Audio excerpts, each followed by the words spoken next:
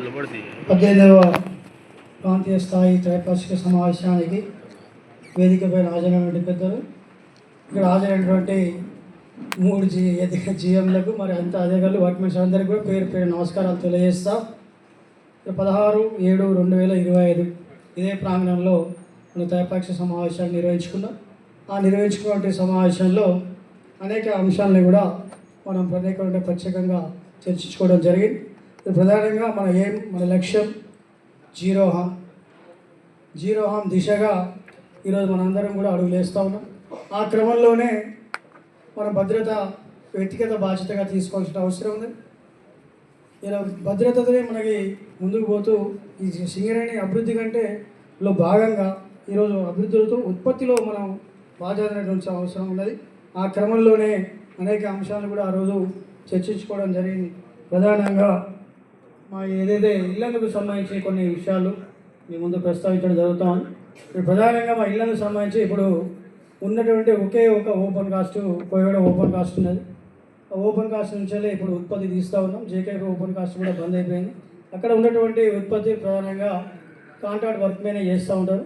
Contract వర్క్మెన్కి సంబంధించి బొగ్గు కానీ ఓబి కానీ కూడా కాంట్రాక్టరే నిర్వహిస్తూ ఉన్నాడు. చాలా సంతోషం ఏంటంటే గత సమావేశాల్లో ఆ ఉన్నటువంటి కాంట్రాక్ట్ కార్మికులకు ఐఎంఈలు కానీ పిఎంఈ కానీ వీటీసీ దానికి సంబంధించినటువంటి ప్రస్తావించడం జరిగింది. దానికి సంబంధించి ఐఎంఈ పిఎంఈ వీటీసీలు కూడా సక్రమంగా అక్కడ నిర్వహిస్తూ ఉన్నారు. చాలా సంతోషం. కానీ అదే క్రమంలో ఆ సమావేశంలో నిర్ణయం తీసుకోవడం జరిగింది. ఇవాళ ప్రధానంగా ఏదైతే ఓబీ కటింగ్లో కానీ కోల్ కటింగ్లో సర్టిఫికేట్ హోల్డర్స్ ఉండడం వల్లనే కాంట్రాక్టరు ఉండడానికి నియమించుకోవాలని మనం ఆ రోజు నిర్ణయించుకోవడం జరిగింది. మరి సంబంధించి కాంట్రాక్ట్ ఎంప్లాయీలు ఏదైతే ఓబీలో ఉండే సూపర్వైజర్ స్థాయిలు సర్టిఫికేట్ హోల్డర్లను పెట్టుకుంటే బాగుంటుందనే అభిప్రాయం. ఎందుకంటే మన పక్క కంపెనీలలో కోల్ ఇండియాలో కూడా కొన్ని కంపెనీలలో కూడా ఇప్పుడు అక్కడ ప్రైవేట్ కాంట్రాక్ట్ సంబంధించిన వారు సర్టిఫికేట్ హోల్డర్నే ఇలా తీసుకునేటువంటి పరిస్థితి ఉంది. కాబట్టి ఆ వైపుగా సర్టిఫికేట్ హోల్డర్ని తీసుకుంటే బాగుంటుందని నాకు అభిప్రాయం. ఆ క్రమంలోనే మన ఇల్లందుకు సంబంధించి ప్రధాన ఒక వైద్యశాల ఉన్నది.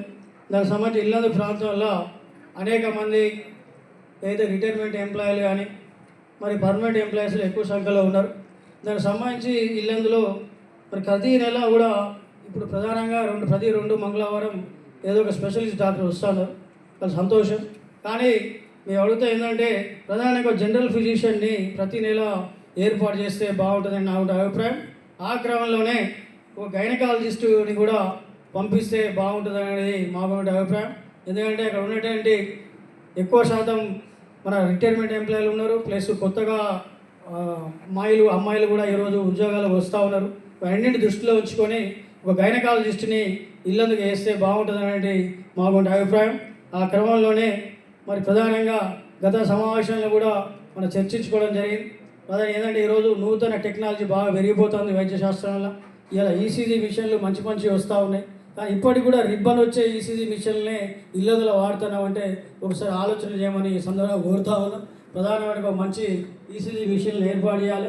అదే క్రమంలో 2D ఏకో మిషన్ కూడా మా దగ్గర ఏర్పాటు చేసి టెక్నీషియన్లు కూడా ఏర్పాటు చేయాలని సందర్భంగా కోరుతా ఉన్నాం. ఆ క్రమంలోనే రేపు మా ఎక్స్రే టెక్నీషియన్ కూడా రిటైర్డ్ అవుతున్నాడు. కాబట్టి ఎక్స్రే టెక్నీషియన్ని అతి త్వరగా ఇళ్లకు పోస్టింగ్ చేస్తే బాగుంటుందని నాకు అభిప్రాయం. ఆ క్రమంలోనే ఇవాళ ప్రధానంగా మన సింగరేణిలో ఇప్పుడు అన్నీ కూడా ఎంఎండిఆర్ యాక్ట్ వచ్చిన తర్వాత సింగరేణిలో వచ్చేటువంటి గనులన్నీ కూడా ప్రైవేటేషన్ అవుతూ ఉన్నాయి. ఈ ప్రైవేటేషన్ అయ్యేటువంటి గనుల్లో ఇలా కొన్ని గనులు ప్రస్తుతానికి నడుస్తున్న గనుల్లో కాంట్రాక్ట్ కార్మికుల్ని ఉదయం 4 గంటల డ్యూటీ, 12 గంటల డ్యూటీ, 8 గంటల డ్యూటీ అని ఈ రకంగా ఫ్రీ షిఫ్ట్ల సిస్టమ్స్ నడుస్తూ ఉన్నాయి. కానీ ప్రధానంగా అభ్యర్థన అంటే ఇలా సింగరేణికి సంబంధించిన పని వేళలు ఉన్నాయి. 7:30, 3:30, 3:30, 11:30, 11:30, 7:30. మరి కాంట్రాక్ట్ కార్మికుల్ని ఈ టైంలోకి ఎందుకు తీసుకురావద్దు అనేది నాకు అభిప్రాయం. ఎందుకంటే 2 కంబైన్డ్గా జరుగుతాయి కాబట్టి ఒకసారి షిఫ్ట్లు స్టార్ట్ అయితే ఒకసారి షిఫ్ట్లు ఎండ్ అవుతాయి కాబట్టి ఎటువంటి కూడా ప్రమాదాలు జరిగేటువంటి ఆస్కారం ఉండదు కానీ తెలియజేస్తాం. ఎందుకంటే ఇక్కడ